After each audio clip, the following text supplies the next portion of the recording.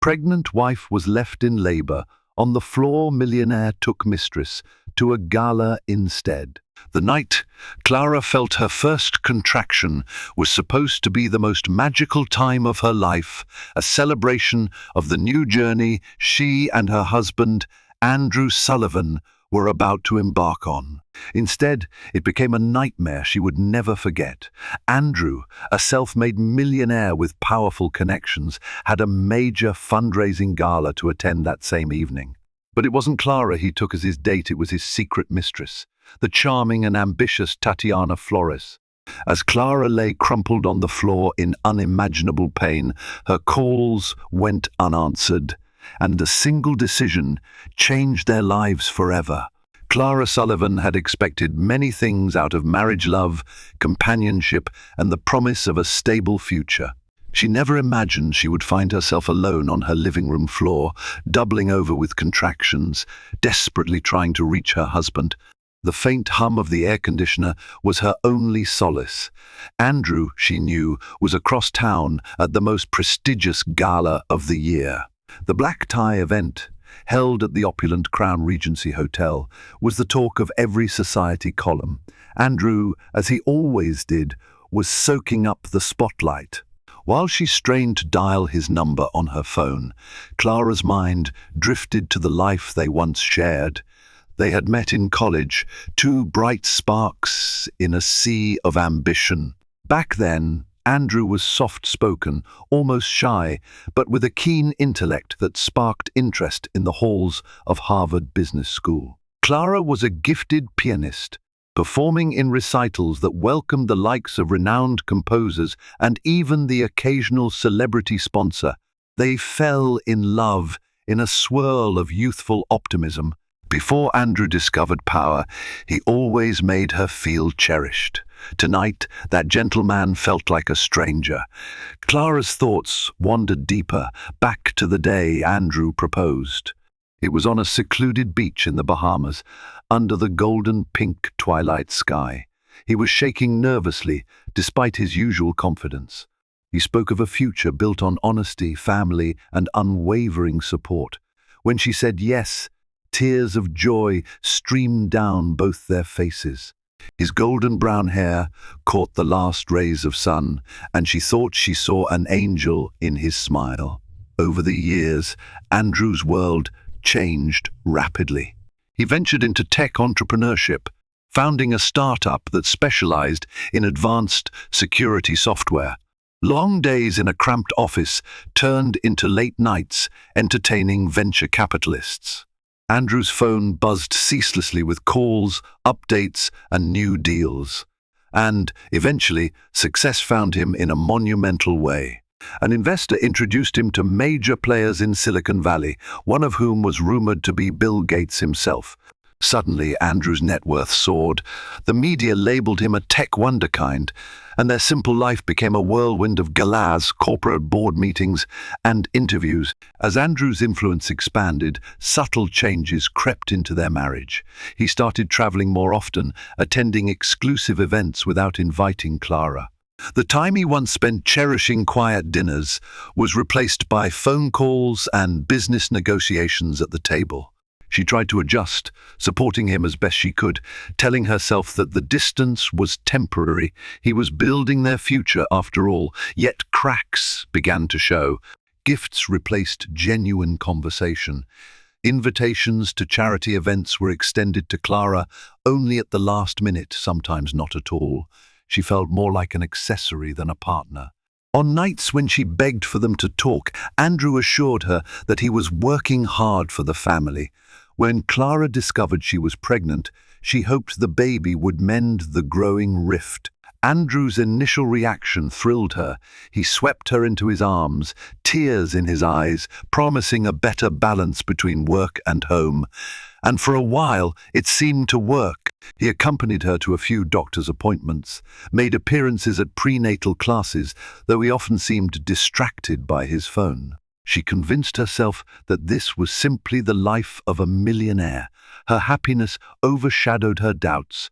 Looking back, Clara would pinpoint the beginning of the end to Andrew's meeting with Tatiana Flores. Tatiana was everything the tabloids loved to write about, a stylish, up-and-coming philanthropist with a sob story about growing up impoverished in rural Argentina, though many whispered that her family was, in fact, quite comfortable. Andrew first introduced Tatiana to Clara at a cocktail party he hosted to woo international investors. Clara, visibly pregnant, wore a simple black gown that revealed her growing baby bump. Tatiana arrived in a dazzling silver dress, capturing every camera's attention. She spent half the night glued to Andrew's side, discussing philanthropic projects that apparently needed his immediate attention. Though Clara felt an undercurrent of warning, she tried to be gracious. After all, Andrew had many business and charity connections, both men and women, who favored him at parties. She never considered that one day he might choose another woman over his wife, but from the first time Clara met Tatiana, she could sense an aura of manipulation behind that perfect smile.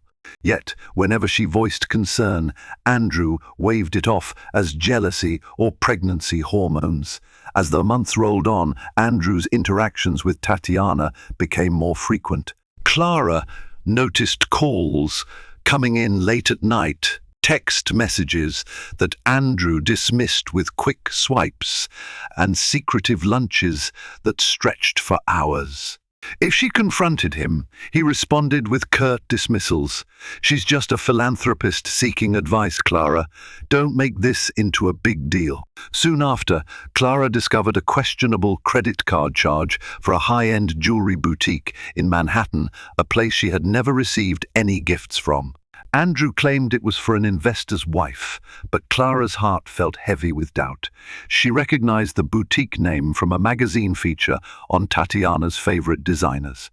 Clara's suspicions built, but she was also 8 months pregnant and more vulnerable than ever.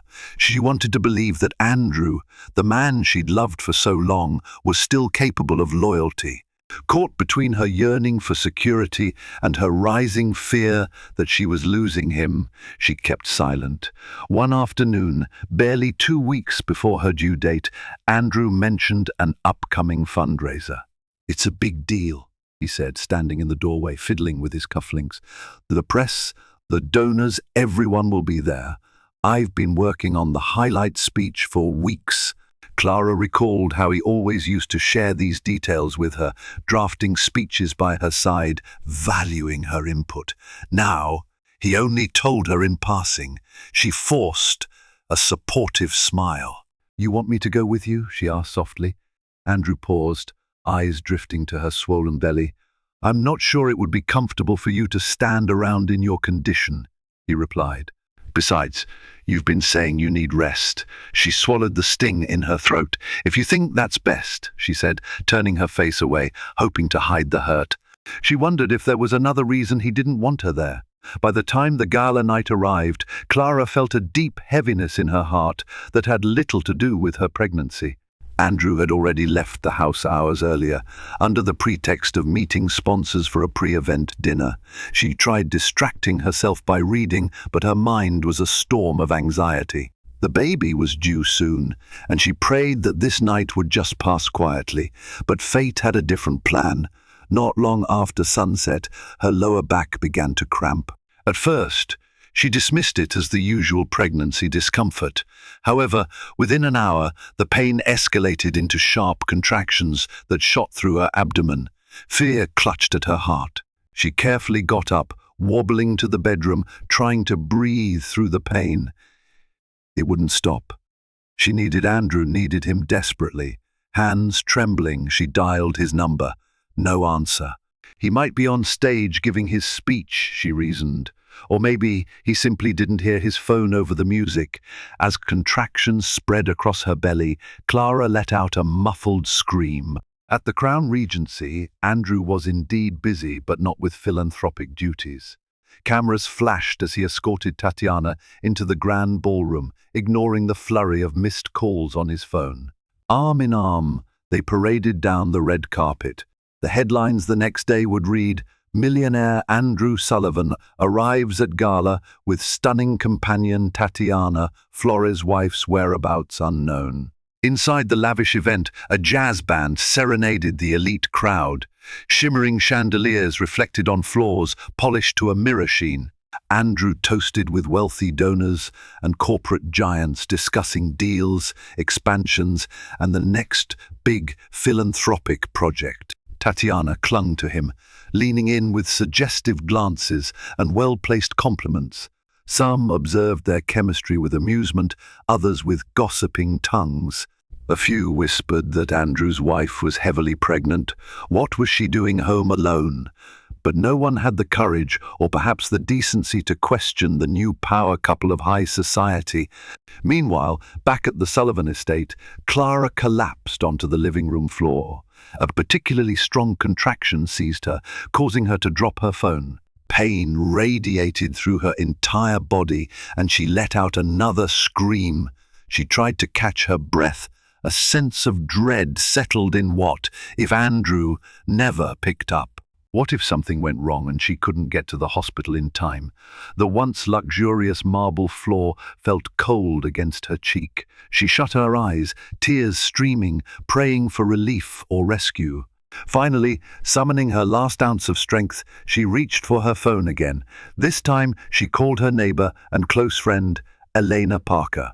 Elena answered almost immediately and panicked upon hearing Clara's breathless cries. "I'm calling an ambulance," Elena announced. "Hang on, Clara, I'll be right over." Clara hung up, wishing her husband had shown that same urgency. The memory of Andrew's old promise, "I'll always be there for you," no matter what swirled in her mind, mocking her current reality. Elena arrived before the ambulance, helping Clara off the floor and onto a sofa. She hurriedly grabbed towels, a bag of necessities, and a glass of water. Clara tried to control her breathing as another contraction racked her body. Through the haze of pain, she felt grateful for Elena's kindness. "Where is Andrew?" Elena demanded, fury etched on her face. Clara could only shake her head. She knew Elena had always been suspicious of Andrew's growing closeness to Tatiana. That night, as Clara lay in the throes of labor, Elena's suspicions found their devastating confirmation. Sirens blared, filling the suburban silence with urgency. Paramedics helped Clara onto a stretcher, quickly checking her vitals. The baby's arrival was imminent. There was no time to waste. As the ambulance sped off, Clara looked out the window, tears of both pain and heartbreak rolling down her cheeks. Back at the gala, Andrew was lost in grandeur. The night was a spectacular success. A staggering amount of donations poured in, speeches were applauded, and society journalists captured every moment. Andrew's phone buzzed relentlessly, but he had put it on silent. Tatiana draped herself around him like a glittering ornament. Together, they were the focus of 1,000 camera lenses. Oblivious to the emergency unfolding, Andrew's mind drifted with the intoxication of admiration and new possibilities. He felt unstoppable, showered with compliments, revered by the city's elite. When Tatiana pressed close and whispered that he was destined for global recognition, he believed it wholeheartedly. Hours passed before he checked his phone. When he finally glanced at the notifications, he noticed the frantic calls and texts from Clara, Elena, and even the hospital. Alarm began to creep in. The guilt, however, did not strike him immediately. Instead, he felt more worried about the potential fallout for his public image. His carefully constructed facade was at risk. The gala was still in full swing when Andrew slipped away from the crowd, ignoring Tatiana's questioning eyes. He scrolled through the messages, reading lines like, "In labor, call me back immediately, and Clara is on the way to the hospital." He felt a rush of adrenaline and fear. He hurriedly found his driver and barked out directions to the hospital. In the back seat of the sleek black town car, Andrew fidgeted with his cufflinks, face damp with nervous sweat. Every minute felt like an hour. This wasn't how he had envisioned the birth of his first child. When the car finally pulled up to the hospital entrance, Andrew dashed inside, ignoring the paparazzi who followed him from the gala. He asked for Clara at the reception desk, his voice trembling with an emotion he rarely displayed, genuine worry.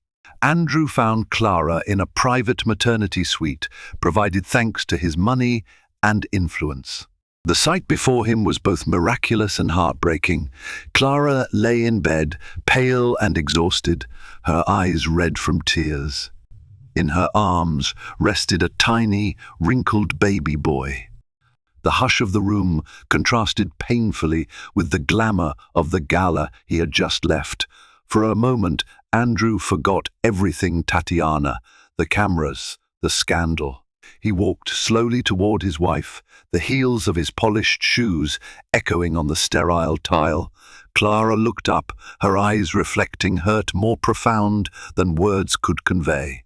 She didn't say anything, just let him see the baby. "You have a son," said one of the nurses quietly. Andrew's face softened in wonder. He reached out tentatively, brushed the baby's cheek, and felt a surge of love that nearly buckled his knees. However, that tender moment was brief. The nurse turned to Clara, asking if she was comfortable with Andrew staying. Clara's gaze hardened. Though she was in pain, her voice found strength. "He can stay," she said curtly, "but only to see his son. After that, I'd like some privacy." Andrew opened his mouth to apologize, to explain how he hadn't known she'd be in labor so soon, how he would have come immediately had he known. But the words sounded weak even in his mind. Instead, he stammered, "Clara," her face, a mask of exhaustion and betrayal, silenced him.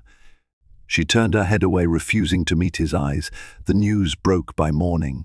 Pictures of Andrew at the gala, with Tatiana at his side, were plastered all over society pages. Juxtaposed against these headlines were rumors that his wife had given birth alone that same night. The tabloids had a field day. Tech mogul parties with Mistress while wife delivers his child was one of the more restrained headlines. Andrew had carefully cultivated his image as a philanthropic golden boy. Now that image teetered on the brink of collapse. Corporate partners called for explanations, and social media exploded with condemnation. Even shareholders in Andrew's company wondered if this scandal would damage the brand. Andrew tried to control the narrative, issuing statements through PR agencies, claiming it was all a misunderstanding. He insisted he left the gala as soon as he received the news that the Mistress rumors were unfounded, but the pictures told another story. In every shot, Tatiana was entwined with him, looking very much like the woman on his arm. In the days following the birth, Andrew avoided Tatiana. Guilt and shame weighed on him like a leaden cloak, but Tatiana wouldn't be dismissed so easily. She called, texted, and even appeared unannounced at his office, demanding an audience. When Andrew finally met her at a discreet cafe, she feigned tears. "I didn't mean to cause trouble," she insisted, using her most vulnerable voice. "I only wanted to support you at the gala. You invited me, remember?" He remained silent, eyes downcast. Inside, he simmered with frustration, partly at Tatiana, partly at himself. He had indeed invited her, fully aware of the optics, but he never expected the scandal to blow up like this. Sensing an opportunity, Tatiana gently placed her hand over his. "Don't push me away. We have such potential. I can help you handle this." She proposed a strategy: to use her philanthropic connections to spin a redemption story. Andrew would publicly donate a large sum to a maternal health organization, and she would appear by his side, championing the cause. Something about her cunning approach set off alarm bells in Andrew's mind. Yet, drowning in regret and eager for damage control, he agreed to consider her plan. Meanwhile, Clara was recovering at home, caring for their newborn son, whom she named Daniel. Elena and a part-time nurse assisted her. Andrew paid for the best medical care, but his presence remained scarce. Every time he tried to see Clara, she refused him entry into her personal space. However, for Daniel's sake, she tolerated brief, awkward visits. One afternoon, Andrew found Clara in the nursery, feeding Daniel by the window as sunlight streamed in. The scene was serene, except for the icy distance between them. "How are you?" Andrew asked quietly, unsure how to begin making amends. Clara did not look up. "Tired," she responded, "and disappointed." He swallowed hard. "I know I messed up, Clara. I can't imagine how frightened you must have been. I want to make it right." Her laugh was mirthless. "You made your choice, Andrew. While I was screaming for help, you were on a red carpet with Tatiana." She finally met his gaze, eyes brimming with bitterness and sorrow. "I'm not sure any apology can mend that." Despite the tension, Andrew persisted in his attempts at reconciliation. He offered to pay for anything Clara or Daniel needed, tried to bring gifts, and even wrote heartfelt letters, though none of them truly touched the core of Clara's devastation. Desperate, Andrew reached out to his longtime mentor and friend, Professor Margaret Rosenthal from Harvard. She had guided him in his early days, championing his startup. If anyone knew the old Andrew, it was her. "Professor, I need help," he confessed during a phone call. "I've hurt Clara terribly, and I don't know if I can salvage our marriage." Her voice was stern yet compassionate. "Andrew, the man I knew valued integrity above all else. You need to show Clara that you still do. Words won't suffice. You must prove yourself through action and humility. And remember, you can't just fix this for your public image, you have to want to fix it for your family." A week later, Clara sat in the nursery, cradling Daniel. Elena entered, offering comfort and a listening ear. The memory of that horrible night still plagued Clara. She shared her conflicting emotions, betrayal, anger, and an odd pang of concern for Andrew. "I hate what he did," Clara admitted, "but I see how tormented he looks. Part of me wants to forgive him, but another part can't forget the image of him with Tatiana while I was on the floor, terrified." Elena placed a hand on Clara's shoulder. "Only you can decide when or if you'll forgive him, but do it for your own peace, not for him. Meanwhile, focus on you and Daniel. Let Andrew face the consequences of his actions." While Andrew tried to redeem himself in Clara's eyes, the media continued to churn out headlines. A new scandal surfaced when Tatiana took to social media, posting cryptic messages implying that Andrew had promised her far more than philanthropy. She hinted at an intimate relationship, fueling the rumor mill. Corporate partners demanded explanations, with some threatening to withdraw from deals if the scandal escalated. Andrew's board of directors was livid. They issued a formal request for him to keep his private affairs out of the spotlight. Cornered, Andrew confronted Tatiana in his office, slamming the door behind him. "What are you doing?" he hissed, brandishing a printout of her suggestive post. She feigned innocence, batting her eyelashes. "I'm just clarifying our association. People think I'm a homewrecker, but you and I both know there was more to our connection." Andrew's jaw tightened. "Whatever existed between us is over. I'm trying to save my family." He tried to reason with her, offering a settlement if she kept quiet. Tatiana, however, enjoyed the attention too much to let go easily. Andrew's world was unraveling. He had a newborn son he barely knew, a wife who refused to talk to him, and a mistress turned liability who threatened his reputation with each passing day. He tried burying himself in work, but even that proved difficult. Investors were spooked and stock prices wavered. Late one night, Andrew sank into his office chair, hands pressed to his temples. Sleep had been elusive for weeks. He remembered simpler times when all he wanted was to create something meaningful and share a humble life with Clara. How had he lost sight of his values so completely? The next morning, Andrew received a call from a philanthropic network he had founded with several tech entrepreneurs. They informed him they could not be associated with a scandal. If he didn't clean up his image, they would remove him from the board. Andrew realized, perhaps too late, that chasing illusions of grandeur had cost him everything. Clara sat at the piano in the sun-drenched music room. She hadn't played since her final months of pregnancy. Yet, as her fingers pressed the keys, a haunting melody filled the air, reflecting her anguish and fragile hope. Elena observed from the doorway, cradling Daniel. Tears welled in her eyes at the raw emotion in Clara's music. She saw how Clara's love for Andrew still lingered beneath the layers of pain. It was a love built on years of shared dreams, not easily discarded.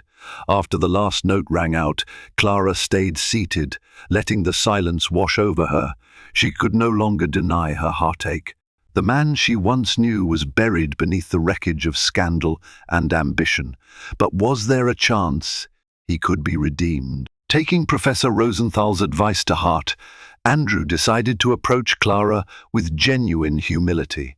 He wrote her a letter detailing his remorse, delivered it by hand, then returned to his car, not wanting to intrude. The next day, he tried something else showing up at the house unannounced with groceries, diapers, and baby essentials. He knocked softly and waited. When Clara opened the door, she looked at him, startled. "I'm here to help," he said simply. "No cameras, no media. I just want to take care of my son." Clara studied him, noticing the dark circles under his eyes and the defeated slope of his shoulders. Reluctantly, she stepped aside. "You can come in, but no arguments." That afternoon, Andrew changed diapers for the first time, tried feeding Daniel a bottle, and even rocked the baby to sleep. Clara watched from the kitchen, silent tears falling. She never imagined a scenario where Andrew would learn basic fatherhood out of desperation, but at least he was learning. Just as Andrew made slow progress with Clara, Tatiana struck again. She sent Andrew a text message claiming she had incriminating evidence of their affair, pictures, videos, suggestive messages, and threatened to release them if he didn't publicly declare her as his girlfriend. In her mind, the publicity would help her career as a philanthropist and influencer. Andrew's hands trembled with rage and panic. He had walked into this trap by entertaining Tatiana's advances in the first place. Now, his family life and professional reputation hung by a thread. He sought legal counsel, but the potential damage was massive. If these leaks go public, his lawyer warned, it could spell disaster for your current negotiations. It'll also make reconciliation with your wife almost impossible. Still, Andrew refused to bend to Tatiana's demand. He had begun to grasp that each compromise led him further from the person he wanted to be. If he gave in to Tatiana now, he might lose Clara forever. Knowing the threat looming overhead, Andrew decided to come clean to Clara. The next day, he visited her once more. She was in the nursery, holding Daniel against her chest. Andrew took a deep breath. "I need to tell you everything," he said. "Not to hurt you more, but because you deserve honesty." With a hollow look, Clara nodded, bracing herself. Andrew confessed how his relationship with Tatiana began initially as a friendly acquaintance that slid into flirtation, then into something deeper. He admitted he let his ego and the rush of success blind him to the moral lines he was crossing. He also warned Clara about the incriminating evidence Tatiana held. Clara listened in silence, tears slipping down her cheeks. When Andrew finished, she whispered, "Why couldn't you have told me this before?" Her voice broke. "Do you realize how alone I felt?" Andrew's eyes glistened. "I'm sorry," he whispered hoarsely, "for everything." In the following days, Clara wrestled with her conflicting emotions. Part of her wanted to sever ties with Andrew immediately and start anew. Another part remembered the kind, driven man she had fallen in love with, who had simply lost his way. She also had to consider Daniel's future. Did her son deserve a chance at having a father in his life, provided that father truly changed? Elena offered cautious support. Forgiveness is not for the weak, but you have to be sure Andrew is sincere. This might be his wake-up call. Clara stared at Daniel's sleeping face, her heart torn. Could Andrew redeem himself enough to salvage their family? The next bombshell dropped when Tatiana released a carefully crafted public statement. She didn't reveal explicit evidence, but heavily implied a romantic entanglement. She accused Andrew of leading her on and discarding her. "I feel used," she wrote, "like a pawn in his game of power." The press went wild. Society tabloids painted Andrew as a callous playboy, abusing his wealth and influence. The philanthropic network he was a part of denounced him, removing him from several board positions. One major investor froze negotiations on a multi-million-dollar deal. Andrew felt an avalanche of consequences burying him. But amid the chaos, an odd sense of clarity emerged. None of these lost deals or tarnished accolades mattered as much as Clara and Daniel.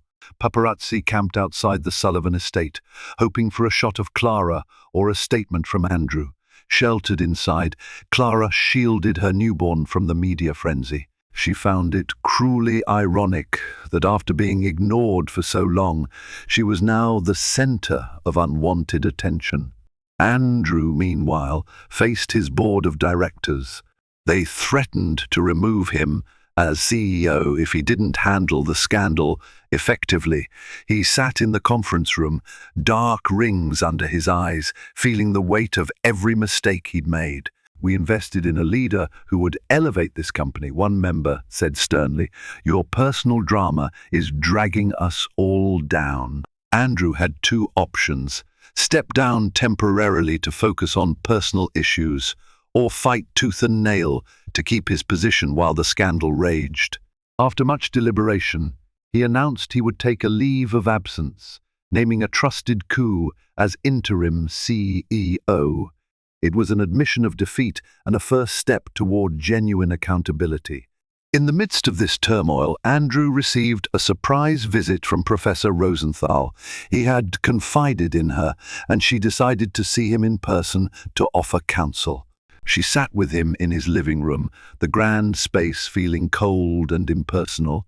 "Andrew," she began, "you've built a fortune, but at the cost of losing yourself. Money and power are magnifiers, they reveal who we truly are. If you're not anchored in values, they'll turn you into someone unrecognizable." He rubbed his forehead, nodding. "I see that now. But is it too late to repair what I've done?" The professor smiled sadly. "That's not up to me. It's up to Clara, and ultimately up to you. Redemption isn't about perfection. It's about taking responsibility and making amends every single day." After Professor Rosenthal left, Andrew wandered through his empty mansion. It struck him how hollow his lavish lifestyle felt without a loving family to share it with. Gone were the days when he and Clara would spend weekends reading by the fireplace, discussing art and future plans. He reflected on the night of the gala, the cameras, the flattery, Tatiana's seductive gaze. It all felt so meaningless compared to holding his newborn son and ensuring Clara's well-being. An unexpected wave of gratitude for the second chance, however tenuous, surged within him. That night, he prayed for the first time in years, asking for guidance, for forgiveness from Clara, from the universe, and from himself. Despite his vow to cut ties, Andrew arranged one final meeting with Tatiana, determined to end things definitively. In a public cafe so she couldn't manipulate him as easily, he waited, scanning the crowd. Tatiana arrived, wearing a designer suit and an air of confidence. "Why did you call me?" she asked, arching an eyebrow. Andrew clenched his jaw. "To tell you that any association between us is over. I won't be blackmailed into parading you around. I take full responsibility for my part, but I won't let you hold my family hostage." Tatiana smirked. "Oh, Andrew, do you really think you can just walk away? The truth is, You enjoyed every moment of our liaison. This is your mess too." He exhaled sharply, fighting to remain calm. "Yes, it is my mess. I'm not denying that, but I'm done letting it control me." She studied him, realizing he meant every word. "Fine," she said in a clipped tone, "but don't expect mercy when the media asks questions." Andrew nodded, prepared for the worst. "I understand. Do whatever you feel you must. I'm done running." Back at the estate, Andrew found Clara in the garden. Daniel was napping in his stroller. The late afternoon light cast golden hues over the flowers. Andrew hesitated, unsure if he was welcome. Clara looked up, meeting his eyes with a guarded expression. "Did you speak to her?" she asked. He nodded. "I ended it completely. I don't know what she'll do next, but I'm ready to face it." Clara swallowed, tears brimming once more. "I want to believe you," she whispered. "Part of me does, but I need time." Andrew approached slowly, careful not to intrude. "I understand. I'm not here to force anything. I just want you to know I'm going to be around for Daniel, for you, if you let me." The next week, Andrew held a press conference, not orchestrated by PR teams, but arranged personally. He stood at the podium, cameras flashing, reporters poised. He took a deep breath and began, "I have made grave mistakes that hurt the people I love most. My personal failings have overshadowed the work my company and I have done. Effective immediately, I am taking a leave of absence from my CEO duties. I will focus on reconciling with my family and on introspection about the kind of man I want to be. I cannot blame anyone else for my actions. The responsibility is mine alone." He didn't mention Tatiana by name, but he expressed remorse for the scandal, directly apologizing to Clara and Daniel. In a rare display of vulnerability, tears shone in Andrew's eyes as he concluded. The audience was stunned. Some saw it as a carefully calculated move. Others recognized genuine regret. Regardless, it altered the narrative. Instead of continuing to hide behind PR statements, Andrew was publicly accepting blame. Watching the press conference from home, Clara felt a tentative spark of hope. After the broadcast, Andrew showed up at the doorstep, bracing for whatever reception she had in store. She let him in, setting Daniel gently in his crib. Turning to Andrew, she said, "I saw your statement. It seemed sincere." He lowered his head. "I meant every word." Clara took a breath, her voice trembling. "I'm willing to try counseling couples therapy. But this is only a chance, not a guarantee. If you break my trust again, Andrew, we're done. Do you understand?" He nodded, relief flooding him. "I do. Thank you, Clara. I won't waste this chance." Clara and Andrew began attending sessions with a reputable marriage counselor, Dr. Monica Winters. In the first session, Clara unleashed her pent-up anger and grief, recounting every moment of betrayal. Andrew swallowed tears as he listened. "I felt abandoned," Clara said, voice quavering. "I was in the most vulnerable position of my life, and you were off with another woman." Andrew, for once, didn't dodge accountability. "I was blinded by ambition and seduction. I'm ashamed. All I can do is ask for forgiveness and show you I've changed." The sessions were painful, but also cathartic. Week by week, they peeled back layers of resentment, exploring the root causes of Andrew's actions. They discovered how success had fueled Andrew's need for external validation, how Clara's reluctance to confront him earlier gave him more freedom to stray. No one was blameless, though Andrew bore the brunt. As therapy progressed, Andrew made small, consistent efforts to prove his sincerity. He helped with midnight feedings, changed diapers, and accompanied Clara to pediatric checkups. They even started having civil conversations that extended beyond the scandal. One afternoon, Clara found Andrew in the kitchen, preparing a simple lunch. The memory of their early years flooded her. He used to cook her surprise breakfasts when they were broke students. He offered a tentative smile. "I made enough for both of us," he said. She hesitated, then nodded. They ate in relative silence, but it was a peaceful silence. For the first time in months, Clara felt the possibility of real companionship returning. Tatiana, however, was not done seeking her pound of flesh. She released a handful of suggestive text messages and photos, painting Andrew as a willing participant in their affair. The media pounced on the new evidence, reigniting the scandal just as it began to cool. This time, though, Andrew's reaction was different. He refused to engage in a war of words. Instead, he focused on his promise to be transparent with Clara. He showed her the texts, explained the context. "I can't change what I did," he said quietly, "but I'm done letting it define me." Clara, hurt all over again, took a day to process. Ultimately, she recognized these texts were from the past painful, but not new transgressions. If she was to move forward, she couldn't let Tatiana's manipulations destroy the fragile progress they'd made. In a remarkable show of unity, Clara and Andrew released a joint statement. It was brief, free of PR spin. They acknowledged the affair, Andrew's mistakes, and their decision to work on their marriage. It ended with a clear request for privacy, emphasizing their focus on the well-being of their newborn son. Public opinion began to shift, albeit slowly.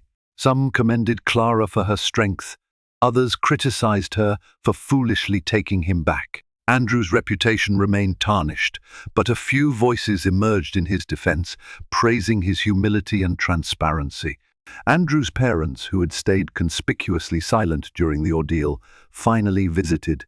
His mother, a conservative woman from rural Vermont, had always believed in the sanctity of marriage. She sat with Clara, apologizing on her son's behalf. "He was raised better than this," she said through tears. Clara, though still hurt, appreciated the gesture. Andrew's father pulled him aside, a stoic man who rarely showed emotion. He simply gripped Andrew's shoulder and said, "Don't fail them again," which spoke volumes.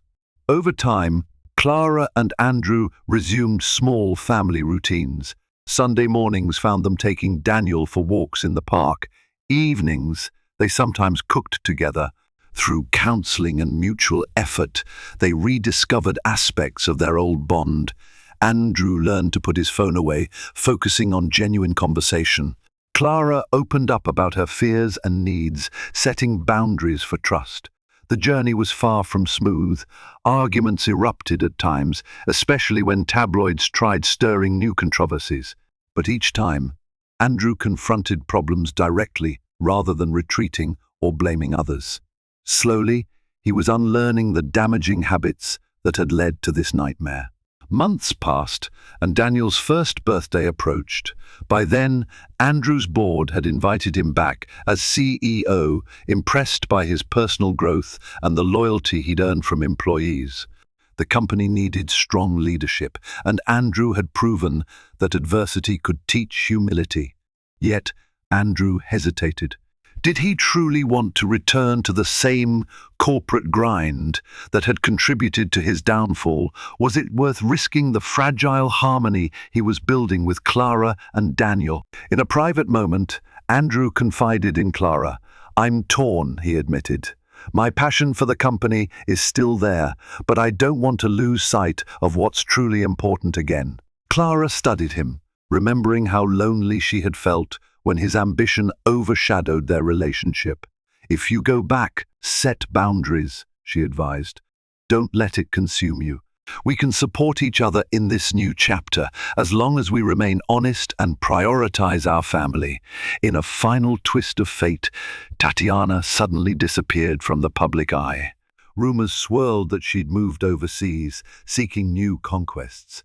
Without fresh fodder for the tabloids, the scandal gradually lost steam. Andrew felt a wave of relief. He'd half expected another bombshell, but apparently Tatiana was satisfied she had done enough damage. Perhaps she found a new benefactor, or perhaps the public had simply grown bored. Either way, the immediate threat had passed. 1 year later, Andrew and Clara received an invitation to the same gala that had once torn them apart. At first, Clara balked. The memories of that disastrous night still haunted her. But Andrew proposed they attend together as a way to face the past head-on. Dressed in a modest yet elegant gown, Clara entered the Crown Regency ballroom on Andrew's arm. The place shimmered with champagne lights, just as it had before. Cameras flashed, but this time they captured a couple standing together, not a millionaire flaunting a mistress. Some guests gawked, others whispered. A few approached them with warm congratulations. Andrew and Clara politely greeted donors, politely deflected intrusive questions, and made their presence known without fanfare. Halfway through the event, Andrew stepped onto the stage at the host's request. Instead of a triumphant business speech, he offered a heartfelt reflection on redemption and responsibility. He publicly thanked Clara for giving him a second chance, and he highlighted the importance of family over fleeting ambition. The room fell silent. After he spoke, the applause was cautious but respectful. Among the crowd, Clara watched with teary eyes, feeling a mixture of pride and lingering sadness for what had been lost. Yet she also felt a flicker of hope for what might yet be saved. Later that night, in the privacy of their car, Clara squeezed Andrew's hand.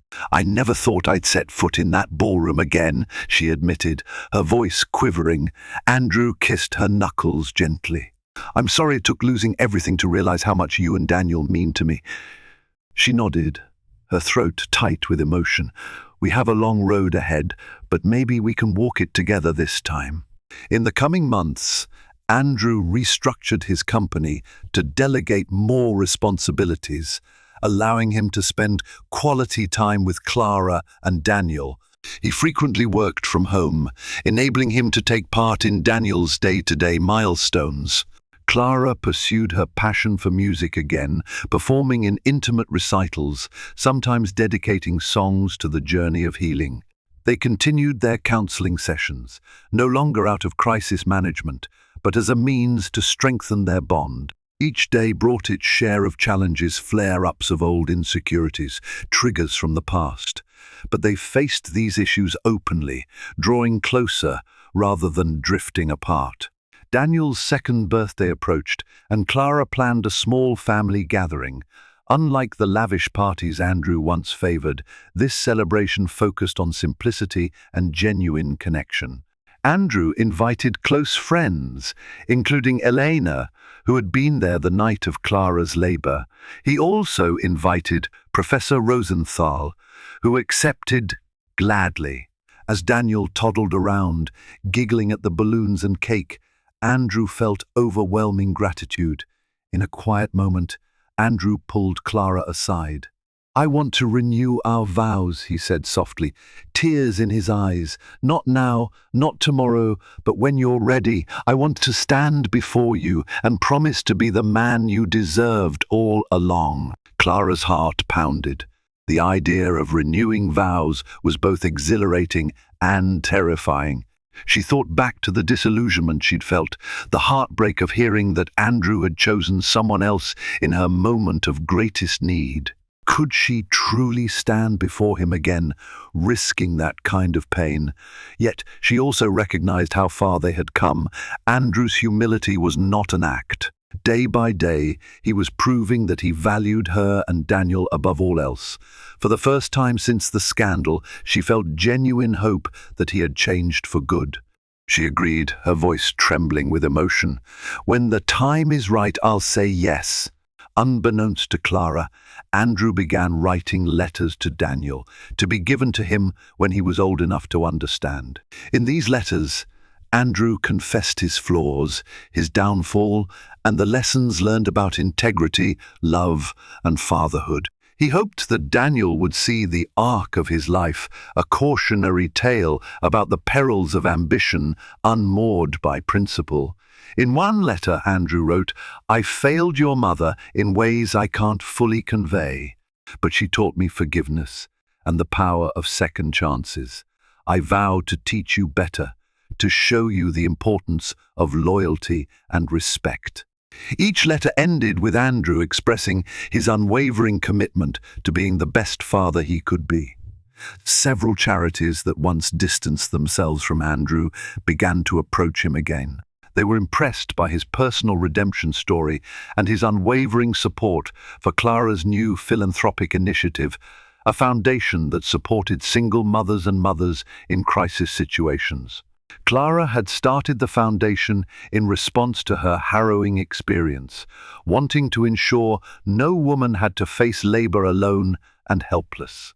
Andrew contributed financially, but more importantly, he lobbied for resources and awareness, using his connections for a cause that genuinely mattered. During one foundation event, Elena pulled Andrew aside. She admitted that on the night of Clara's labor, she had despised him, wishing him out of their lives forever.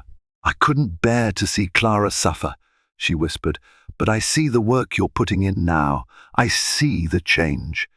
Andrew's eyes flickered with remorse. "I can't blame you for hating me then.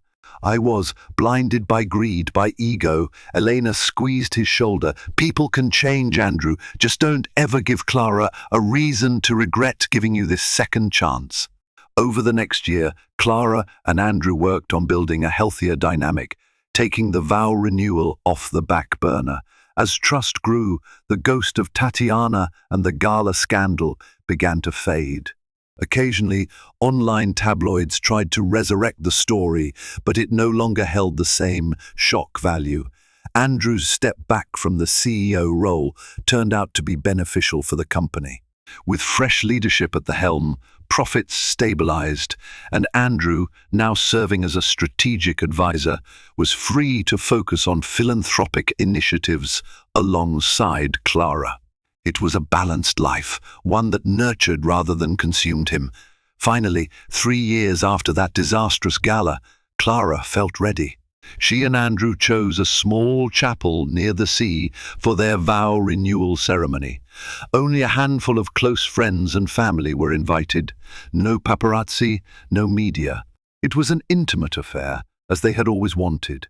In the days leading up to the ceremony, Andrew wrote his vows, pouring his heart onto paper. Clara, too, composed a piece of music she planned to perform, symbolizing the journey from despair to hope. On the morning of the ceremony, the sun rose brilliantly over the ocean, rays dancing across gentle waves. Clara, dressed in a simple white gown, her nerves humming with anticipation. Andrew waited at the altar, Daniel by his side, dressed in a tiny suit. As Clara walked down the aisle, holding a small bouquet of lilies, she locked eyes with Andrew. In that moment, their history flashed between them, the love, the betrayal, the heartbreak, and the renewal. Tears glistened in Andrew's eyes. They exchanged vows, speaking from the depths of their souls. Andrew's voice trembled as he apologized again, promising Clara to be her partner in every sense of the word. Clara, her voice quivering with emotion, vowed to believe in him, to stand by him as he continued to rebuild his life and their family.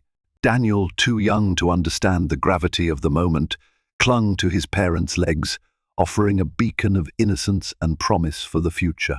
When the officiant pronounced them renewed in their vows, a gentle applause arose among the small gathering. Elena wiped tears, Professor Rosenthal smiled with pride, and Andrew's parents embraced each other in relief. The couple exited the chapel onto a sunlit terrace overlooking the sea. Clara took Andrew's hand, feeling the warmth and solidity of his grip. In the distance, waves rolled endlessly toward the shore, reminding her that life, too, kept moving forward. They shared a quiet embrace, mindful of the long road that had led them here. It wasn't a perfect ending. Scars remained, but they had chosen each other again, and that, Clara realized, was enough for now. The saga of Andrew and Clara Sullivan is a testament to the depths of human frailty and the heights of forgiveness and redemption. After betrayal brought them to the edge of ruin, they chose the harder path to confront their flaws, heal from past wounds, and rebuild a marriage on a firmer foundation. It's a journey that reminds us that even in our darkest moments, there is room for second chances, so long as we're willing to earn them every single day.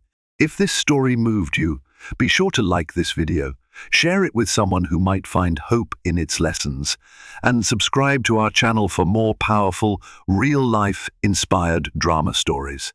Your support fuels our mission to bring heartfelt, transformative narratives to audiences worldwide. Thank you for watching. And remember, love, truth, and forgiveness can light the way, even when darkness seems overwhelming.